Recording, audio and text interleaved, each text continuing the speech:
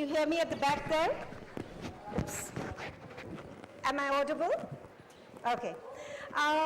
Basically, today's discussion is about Khalnayak. So I think at some stage you're going to have us all dancing Nayak, and we'll have you all joining in. What we are going to examine is the changing face and characteristic of the Khalnayak in Indian cinema and in society around us, because you really cannot separate the two. If you look at what has been happening in Indian cinema, it is something which is reflected on the ground in reality around us. Joining me in that discussion today is Gautam Chakrabarti, who is an assistant lecturer and research fellow at the University of Berlin. He's a keen follower of Indian cinema, but he also writes detective fiction. So, I can assure you when you write this detective fiction, you get pretty much familiar with the criminal mind and the characteristics of what makes a good criminal or a Khalnayak. He also has been studying the Natya Shastra. Along with him is Vamsi Jaluri, who's a professor at San Francisco. He teaches media study, and his mother also was a famous film star. And he has written a book called Bollywood Nation. I love that music, but it wasn't really quite appropriate for a session on the Khalnayak. It needed to be much more dramatic, I think. Now, what I think, I will just give a brief introduction about what we have seen changing over the years, and then I'm going to throw open the floor to my co-panelists with whom I'm discussing this. I've also written a book on Indian cinema, so I can speak with a little bit of authority on this. Is that in the early years, when India just gained independence, at that time and even pre-independence, a lot of the villains or the Khalnayaks that you saw on screen were really the so-called capitalists, the feudal lords, as it were at that time. Those were really the biggest exploiters. Then as time goes by, you see that persona changing, and it morphs into the 60s and the 70s, where you also see the emergence of the angry young man, the sort of a person who picks up a gun. So you see the emergence of the anti-hero.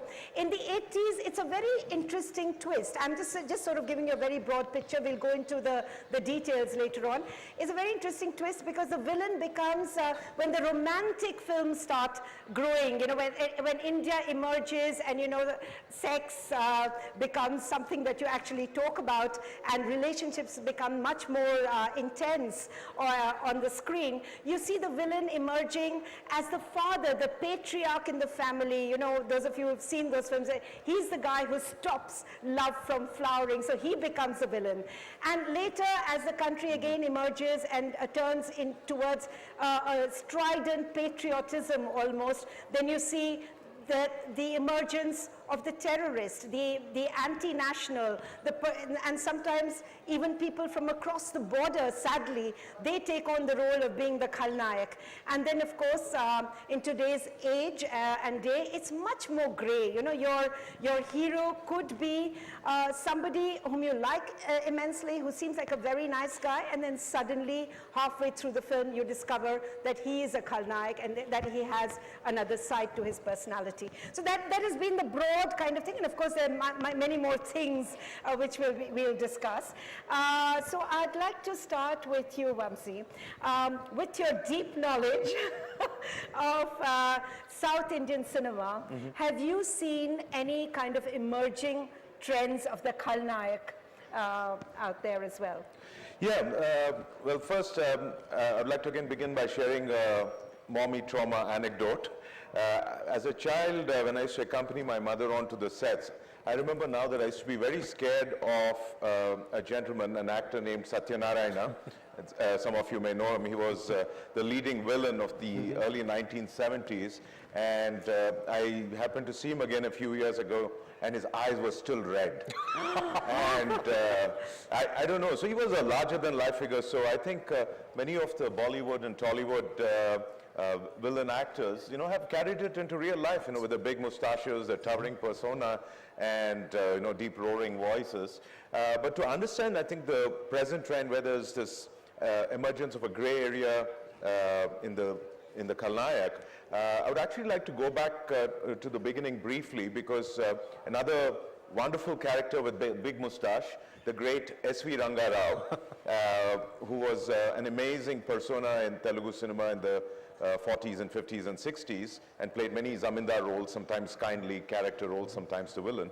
So the first character I want to actually talk about briefly, which is interesting because I think it captures some underlying issues where the relationship between the hero and the villain in Indian cinema, and also obviously as a reflection of our ethical aspirations and desires and concerns as a people.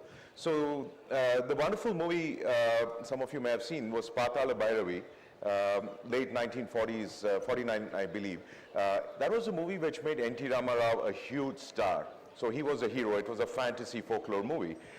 So in that movie, S.V. Ranga Rao plays the Mantrikudu, the evil wizard. And, his famous line is, Sahasam Chera Dimbaka. So it's like, be brave, young man.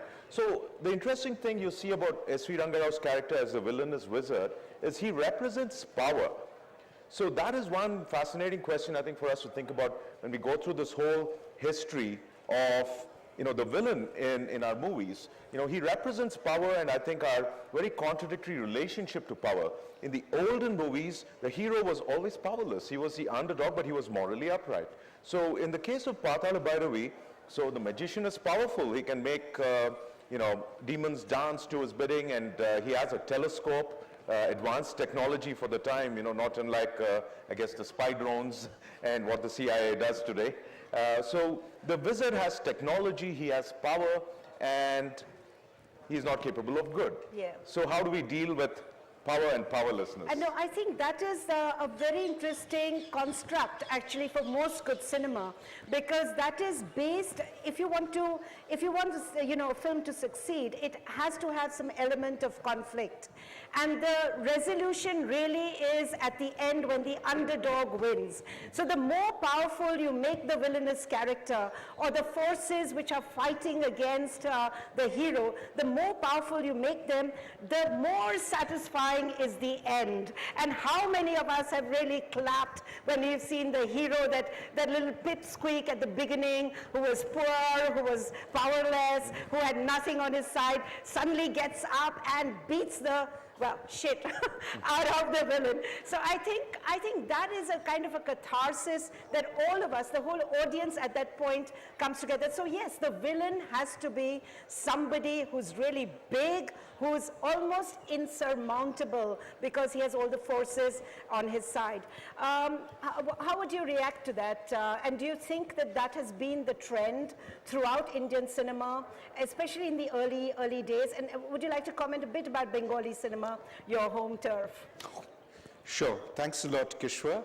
I would just like to continue from what you said and Vamsi said and say that this dichotomy, this split, this darar, so to speak, to use a Bollywood film term, between the good, basically good, but by force of circumstances, evil villain, someone like Pran, for example, in the early days of Bollywood, even in the middle days of Bollywood, and the real villainous villain, bottomless pit of evil, someone like Mogambo Kushwa, or someone like Prem Chopra, the sly. Amjad Khan. Yeah, exactly. Amjad, by the way, also had certain, nuances. I mean, he would sometimes play this large-hearted cop. I remember one film, if it was Kurbani, perhaps, was it? Which he was this large-hearted cop where he said, "Ya Ali," and lifts the car up. I remember that scene. So there are different kinds of villains. You talked of Bangla cinema.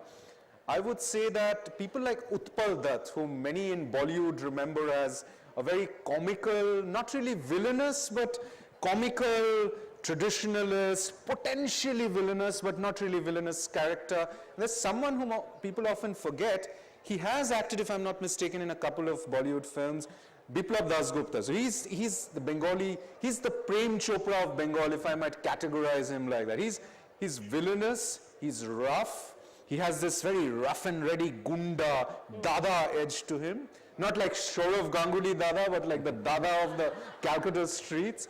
And he sort of has this, as to quote the Julius Caesar line, the mean and hungry look to him. So he has been there, and his role represents the changing social realities from the 60s to the 70s to the 80s, when there are political changes in Bengal and a certain class of politicians come to power and a certain social class emerges as more powerful. There is a certain new equation with, you know, the shall we say, the criminal, the underclasses, Yes. or the criminal / semi-criminal elements in politicians. So that relationship is reflected in the changing Bangla villain. And as Vamsi was saying about Satyanarayana, I mean, thank you for that, because yes, the South Indian, the overblown, exaggerated, red-eyed South Indian villain is not only seen in Bollywood nowadays, it's seen in Tollywood also. Yeah. In Sarkar, for example, you saw these red-eyed. No, but you know, the villain actually, in the old days, again, to go back to, say, the 40s, 50s, 60s, the villain actually had to look like a villain. When Pran came on the screen, everybody would sit back and say, oh my God, now what is he going to do? And I still remember, you know, people terrorizing their little children, shut up, nahi to Pran aa jayega, you know, that kind of thing. So there was, even though I believe he was a very nice guy in real life, and a very dapper, very sophisticated, and all that, but on screen, his persona was always a larger than life villainous character. But then to look at some of the changes which took place over the years, another sort of character that emerged was the anti-national, the smuggler. You know, and I think you will remember a time when these criminal elements, from being feudal landlords and, you know, capitalists and exploiters and things like that, as you saw in films like Mother India and all that, they became these big-time smugglers who, like Mogambo, were sitting there in their dens where, you know, doors would close or at a click of a button, and the heroine would be trapped like a bird in a cage, and then somebody would have to dance in order to get, you know, get her out, and, you know, all sorts of. I always wonder, why did we create that sort of world, you know, the fantasy world? Was it that we did not want those villains actually to exist, or did we want them to capture our imagination so completely that we were just, you know, we thought the villain was omnipotent, could do everything, had a large force. They normally had a large number of people working for them as well, you know. They did not come singly or alone. Would you like to comment on that? Yeah, I think one of the things that took place in the 70s, which marked that shift from the Nehruvian, well, I was going to say Nehruvian cinema, I meant Nehruvian India, and say Raj Kapoor cinema, you know, that kind of hope, idealism phase, you know, the nation building phase. The loss of innocence, indeed. So in the 70s, so you know, we had the rise of the angry young man, which actually has a very interesting mythological equivalent down south with N.T. Rama Rao, because in the 50s and 60s, Rama Rao was, you know, associated with Krishna and Rama. In the mid-1970s, he made this epic movie, Danavira Shurakarna, and it was like a fantastic film, and he made a very calculated decision to make Karna the protagonist, you know, the wronged Pandava brother. And it's very interesting, in that movie you see this kind of a counter reading, so to speak, where the film treats the wronged characters in the epic very sympathetically, Karna, Ekalavya, and so on. Now, in the social movies, I mean, obviously the mythologicals were declining by the 70s, even in the South. In the social movies, we see the rise of Amitabh Bachchan and, you know, the angry young man. And of course, the smuggler becomes the main because at one level, the hero wants to be like him. Very often, he wants to be that smuggler, or, you know, but, you know, because he is forced by circumstance sometimes to work for him or something like that. But there is a difference. I mean, the villain is still the really bad guy out there. Very true. In fact, in Bollywood Nation, I have a discussion of the movie Dawn, which is one of my favorite movies. And so what happened there with the double? You know, one Amitabh Bachchan is the actual smuggler Dawn, and I might reveal the ending, but I'm sure you've all seen it. So you know, so you have a double. So that was one way of dealing morally with this desire. You know, everybody was desiring foreign goods in the 70s, right? I mean, you couldn't get Coke and Pepsi anywhere in India in those days. I remember driving from Hyderabad to the other end of Secunderabad as a child to get Wrigley's chewing gum. And I hope I didn't do an endorsement there, but you know, it's not good for your teeth. But so anyway, so in the 70s, those of us, I know many of you were not born, so I have to tell you that India in the 70s, for many of us who were middle class, felt you know, very, very austere. We wanted these things. So we wanted the fancy digital phones that Amitabh Bachchan used, you know, in a movie like Dawn. We wanted, you know, Ajit's fancy stuff. But then we also had to deal with our still very ripe Gandhian consciences and our Nehruvian spirits. So we kind of said, okay, we want this stuff, we want to look at it, but then maybe somehow we'll distance it. You know, that's what we did. But you know, can we just move on to the villains who really, really made a huge impact on us? We spoke about Amjad Khan in Sholay. Would you like to comment on him? I mean, thank you so much, Kishra, because in my head, I was just thinking of Sholay when the two of you were talking. Sholay is it's gainsaid, it has been said, it's a landmark, epoch-making film. But one of the other ways in which it is epoch-making is, for me, the villain of Sholay is a straddling character. He straddles the old villainous space, the old villain space, and the new villain space. So he's still the dacoit, he's still this guy who lives in the ravines, and he's still this exploitative, so there's this element of exploitation of It the... makes Hema Malini dance and all that, you know. Nach Basanti Nach. Nach. So there's this very feudal element to Amjad Khan ordering things about. But there is a transformation, because if we look at the social history of this, behind all this, most of these dacoit figures in real life were actually from the underclasses, and they were responding to exploitation, feudalism, the demeaning social equations throughout the centuries.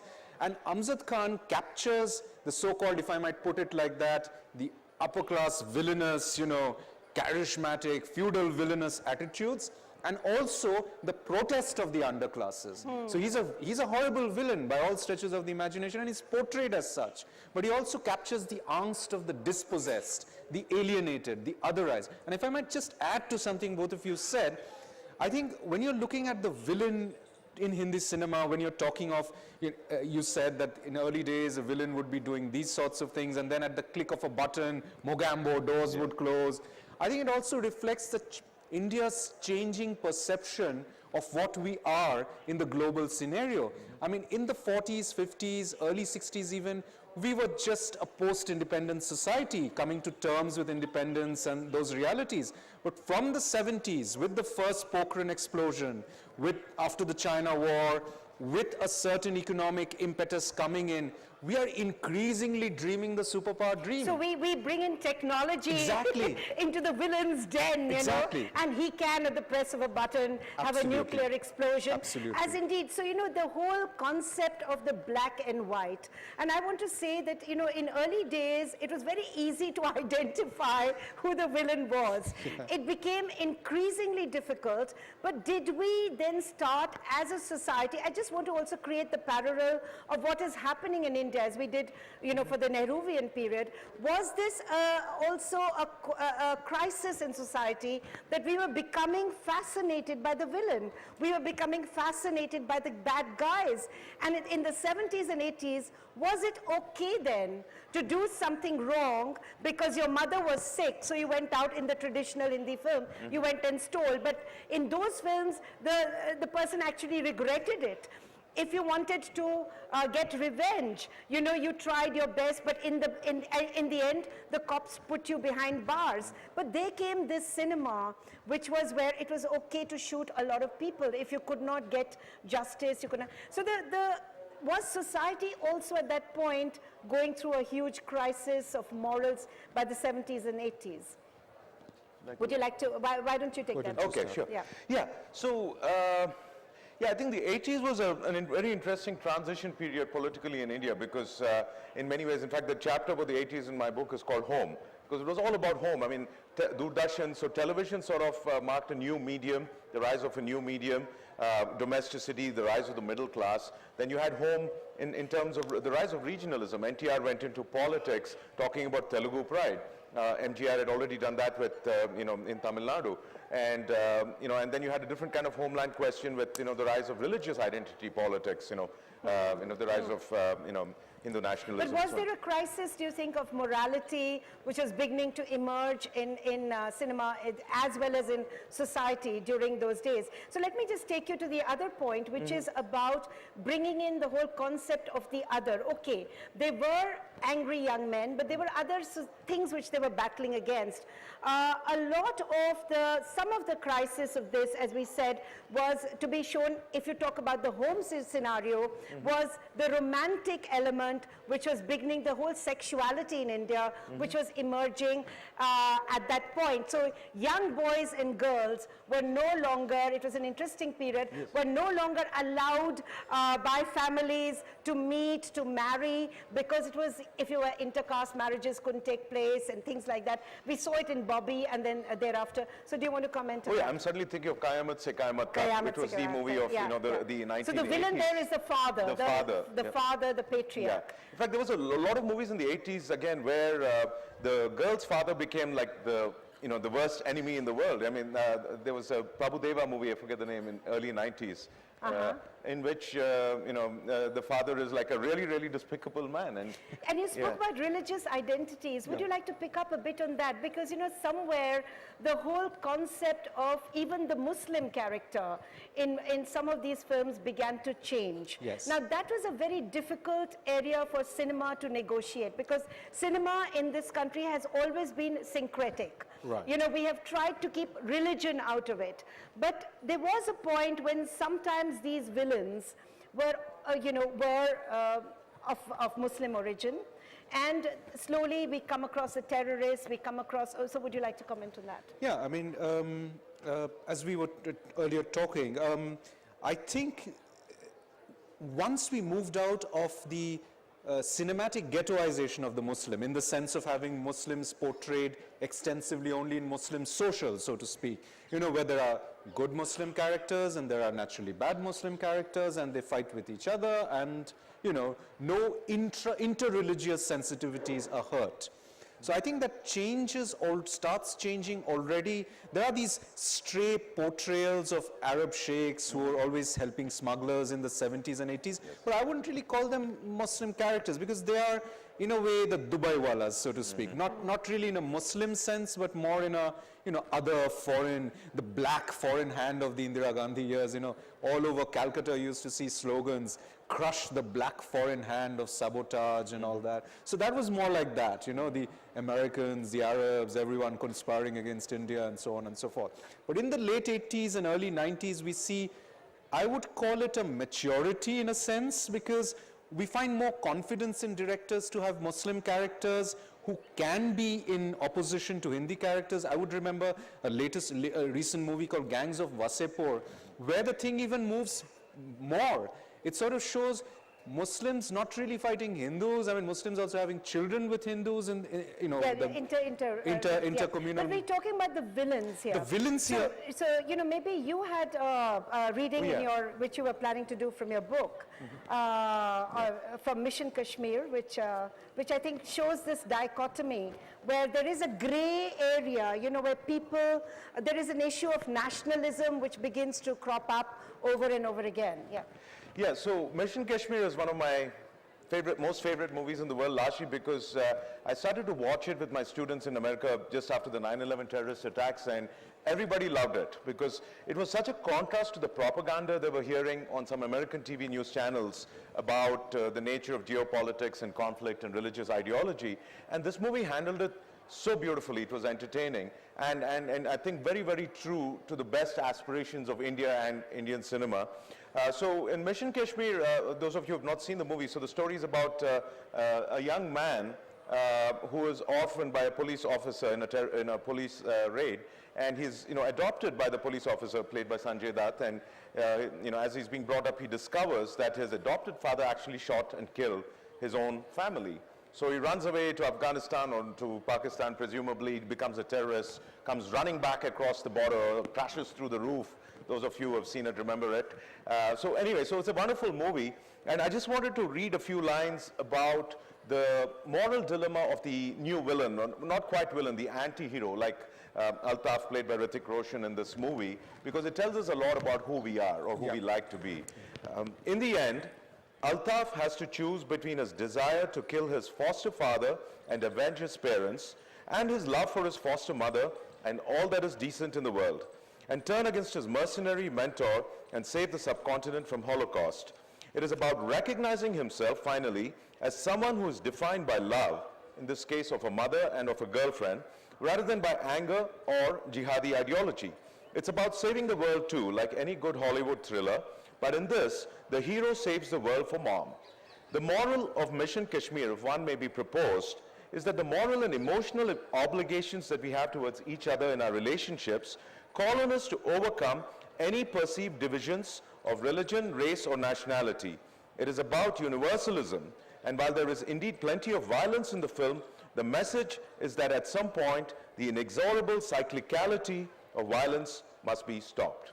So in the end, Altaf, the terrorist, has to become Altaf, the son and the husband. Yeah, so I think that brings us to the whole issue of how the villain, as we would have portrayed him in the past and all of that, is now changing, and there are shades of grey coming into it, just like we have today amongst all of us. The Khalnayak now in society is within all of us, is not out there. Would you like to comment on that? Thanks, Kishore. I think going on from what both of you just said, the Khalnayak is now out there. So it is as if in all these old Pretini stories, where the Pretini is in Bengali, the Shakchunni is locked up in a room and is not allowed to go out by some jadoo tona, some magical sort of things, magical formulations. And then she's let out and she spreads throughout the society. So I think there's a Khalnayak in all levels of our society. We see a society which is 24/7 on television, and we see different levels of criminality in different layers of society. And that's reflected in the Hindi film. And somehow, I would like to sort of steer the discussion towards how this is changing our attitude to the villain as a whole. In a film like John Day with Nasir Saab, and it's a very recent film, I believe, which I saw just a few weeks back, actually. We find an absolutely honest, law-abiding, gentle, perfectly normal middle-class citizen turning into a villainous character, killing his Muslim and Hindu opponents, and the Hindu opponent is actually an orphan boy who grows up to be a police officer who's hand in gloves with the Muslim underworld. So we find more convergence in crime. We find more convergence in villainousness. And I think this is Indian society. There are no blacks and whites anymore. There are no totally bad politicians and totally good Aam Aadmis anymore. So there are all sorts of... Absolutely, and I think this mold was actually broken by Shah Rukh Khan, you know, when he played that role, which all of us remember in Bazigar, you know, where here was for probably the first time, because earlier, you know, there are shades of grey, the person is being forced into a particular situation, but he very, very carefully plots and plans and becomes the anti-hero, becomes the villain in front of our eyes in a film like Bazigar. So I think that sets then the trend for what has been happening in Indian cinema later on. Yes, and please. also, if I might add a small thing to that, I also think that it's not like what Shah Rukh Khan did with Bazigar and then the trend picked up, is that the monolithic hero of Bollywood, who can sing and dance and jump and fight and become top his class and become a successful civil service officer or whatever, police officers are usually more popular, is not so unflappable and uncrackable. He, and sometimes she, is just as human as all of us. I mean, all these people who dance like Prabhudeva and fight like Pran have their weaknesses, and these weaknesses are being tapped. And I look at this, there are some people who make noises about, you know, how this is not Indian culture, but I believe this is precisely Indian culture. Throughout our history over the thousands of years, evil has never been out. It has never been, to quote a Sanskrit word, vratya. Evil is not vratya. No one is vratya, that is totally alienated. Excluded, yeah. But evil certainly is not vratya. There's a village in Maharashtra where the presiding deity is the Daitya. and Hanumanji's icons are not allowed in that village. So in our civilization, in our society, we have a space for evil, how to manage it, how to contain it, how to placate it. I'll just end with the Durga Puja in Bengal. The Asura, Mahishasura figure doesn't get as much worship as the other figures in the icons. But the Asura gets a certain amount of puja because he has a space within that pantheon, within that scheme. Yeah. And I think that's No, how... that's very important because I think as Indian society evolves, we are also becoming more aware of the evil which exists amongst us. And so we move to the present day where a lot of the characters, the evil guys, are politicians. You know, and suddenly we are talking about the whole issue of corruption. We are in our cinema as well. And through that, we are discussing issues of day-to-day life, which were not really being discussed in the past. So have you noticed that this kind of change is now all pervasive, whether it's the cinema of the north, south, east, west, everybody is looking at the new villain as the politician, something maybe the Aam Aadmi effect, I don't know, but it has been happening now for a while. Yeah, Rang De Basanti, for example, Indeed, very and true, you know, very which, true. yes. Yeah, I think, you know, the most important development, obviously, in the last 20 years is globalization. You know, so in a way, you know, the India story has also become a part of a world story, you know, things that are taking place all around the world with the spread of satellite media, you know, satellite television, the internet, reality show culture. In fact, I think in many ways the rise of the new everyman anti-hero, where there is this Khalnayak in everybody, has a lot to do with this kind of new discourse that's coming on television, and it's also connected to an increasingly fragmented and anonymized society which has come to us. Advanced modernity has come to us in India, which didn't exist that much 2-3 generations ago. So as you know, the sociologist Anthony Giddens would say, we're seeing in a sense a decline in trust. You know, because we live in a world of more and more strangers, and although an event like Jaipur Literature Festival, you see very benign, I mean, I haven't seen any other place in India where so many people smile at each other and are nice to each other, right? So, Well, we might be having all kinds of evil thoughts going well, through our heads. yeah, so I think, you know, there's a new sociality that's emerging in India because of globalization. Now specifically in terms of a new concern with the politician as, you know, the new villain. The new villain. It's interesting. So it starts, you know, from the 1990s, the globalization era onwards. In a sense, we don't see too many corporate villains, right? Yeah. In Hindi movie. In the West, you know, you have all these movies where the media tycoon, the corporate boss, the billionaire is the villain. But in the last 10, 15 years, we rarely see the businessman or the corporate head as the villain. There are a few films, I think, but it's mostly politicians. Rang De Basanti. The other very fascinating movie that started in the South and traveled was Aparachitudu, Aparachit in Hindi, right? So this guy is going around solving corruption by dishing out these mythological, you know, and very violent punishments. So I think that's kind of where we are, perhaps, as a culture today. Yeah. You want to add to the corporate If I not might yet, just, please? Yes. Thank you for that, because I remember this 1960s film which had, if I'm not mistaken, it was a Bollywood film based in Calcutta. It was about an industrialist. I forget the name of the film. Maybe someone in the audience or you people can remind me. And it showed this this guy who was somehow removed from his family. Then he came into the family. He was born into an industrialist family. But then he renounces his wealth.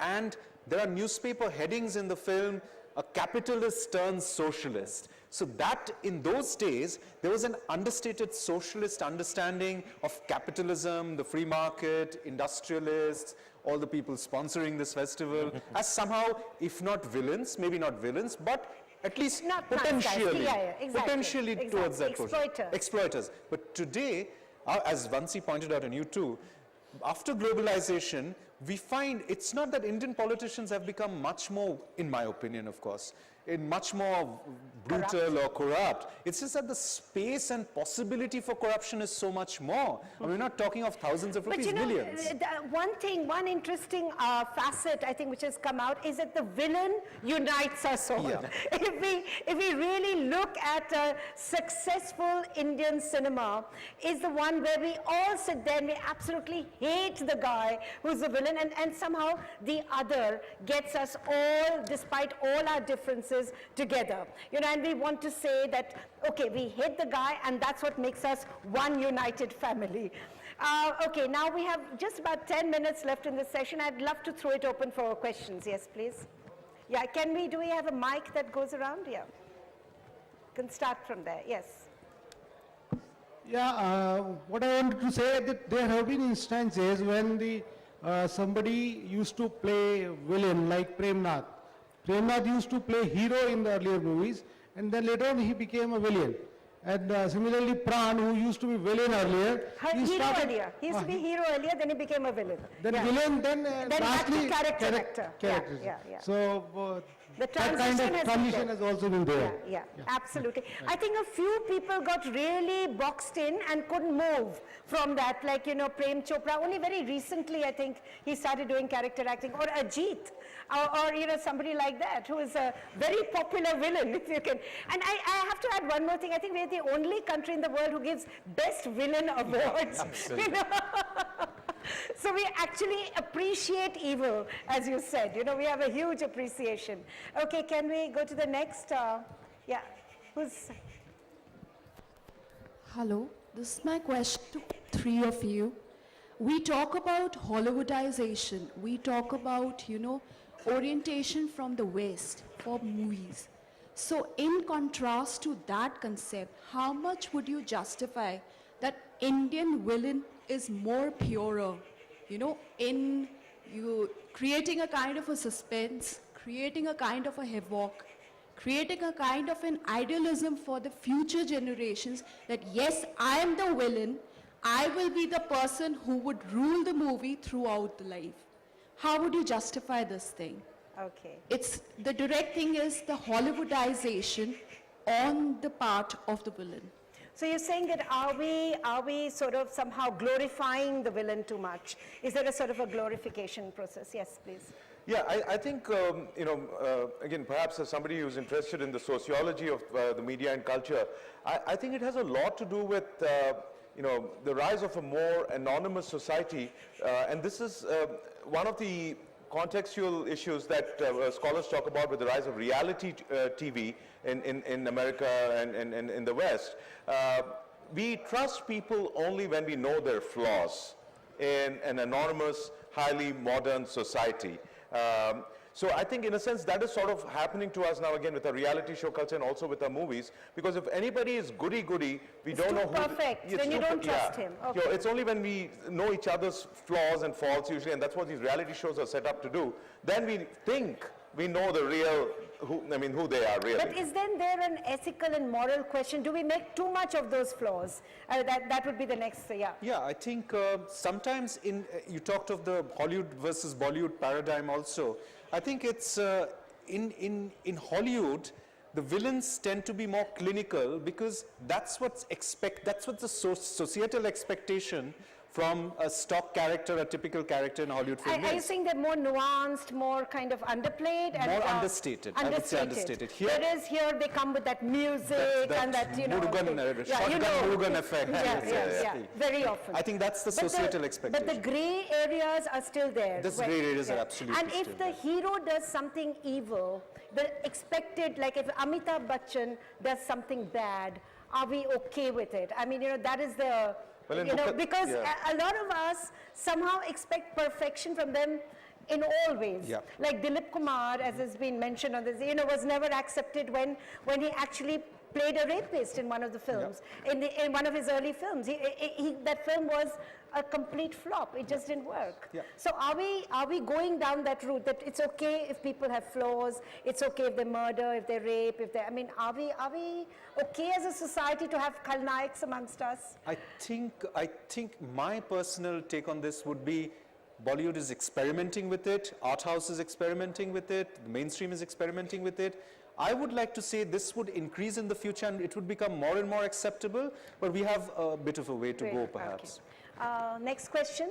Sorry, behind you. Yeah. Good day. Just a small comment. I'd like to have a small conversation. We've spoken about, I think, some great villains. Sorry? But we've spoken about some really great negative roles today, but nothing from the past 5 years. I'm quite scared that if my children were to be a part of a similar conversation 15 years from now, where do we see the Sonu Soods No, we of can- Indian cinema. And again, let's restrict it to mainstream cinema. Are we dumbing down this guy? I mean, you had a film like Sarfarosh, which I felt was brilliant in, they took time in creating characters. So you had a Mirchi Rao, Hindu, but money-minded, didn't care if he was helping terrorists come over. You had the ISI officer who was placed here. You had a feudal Nasiruddin Shah who was still sticking to his roots and what was taken away from me and was vengeful. It took time in creating these negative characters. Didn't try to put it all into one little gulab jam of a, gunda. And today, I mean, you have this guy who's a politician who goes and does the Bara Khamba exercise himself. He's the goon himself, is the mastermind himself, is great looking and is flexing his muscles for the women audience himself. Where are we seeing ourselves in 15 years? Are we going to talk about Sonu Sood? All right, in great despair, there's always hope, and that's kind of what I try to do in my book. And let me actually go back quickly to the past and cover one important area earlier we thought we should talk about, and we forgot. There's a great opportunity. That is the character of the female villain. Yeah. Right, okay, and I have an anecdote, a biographical anecdote on that. It goes back to the idea of heroines or heroes doing negative roles and the films flopping. So in Telugu cinema, there was a very well-known actress named Surya Kantam. And she was like, the shrew, the mother-in-law, very tough woman. So in the 50s and 60s, her roles were very benign. I mean, her villainy was benign, let me put it that way. So she always mistreated the good daughter-in-law, and she told lies. In the end, there was always recognition, right? I think Indian movies are always about recognizing truth and falsehood. Yeah. So in the end, she would be removed, she would kind of, there was a famous movie called Gunda Makada. And she would be, she would Redeemed, go yeah. to a redemption. Yeah, so she would cry learn once. her bad ways. Yeah, and then she would cry and say, I'm very sorry, Yeah. you're a wonderful person, I'll change my evil ways, so all that stuff. Now, in 1978, my mother decided to do a character like that. So she was asked to act as a heroine in a movie called Chiranjeevi Rambabu, a little Oliver Twist orphan kind of story. And for some reason, because she wanted to, I think, after 30 years of playing goddesses and good people, she really wanted to do the Surya Kantam role. And I remember my father, to this day, he says, I wish she hadn't done it. But anyway, so she did it because she wanted to challenge herself as an actress. So she was Surya Kantam in this movie. And an interesting anecdote, I saw this movie in Rashtrapati Bhavan, thanks to my mother. So there was a special screening when Mr. Neelam Sanjeev Reddy was the president. So I went there, and it was like surreal watching this, 70s garish Telugu movie in this august building.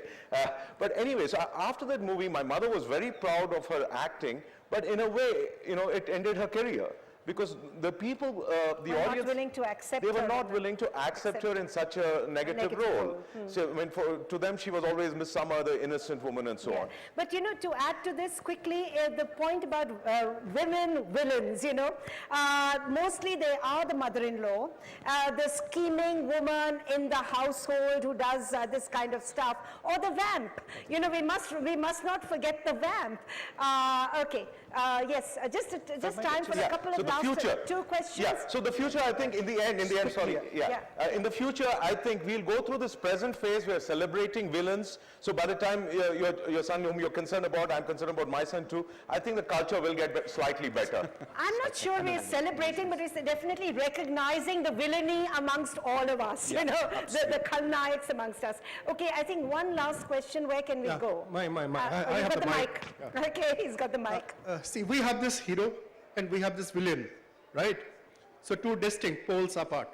But then we also have this concept of an anti-hero. Amitabh Bachchan in Diwar is an anti-hero.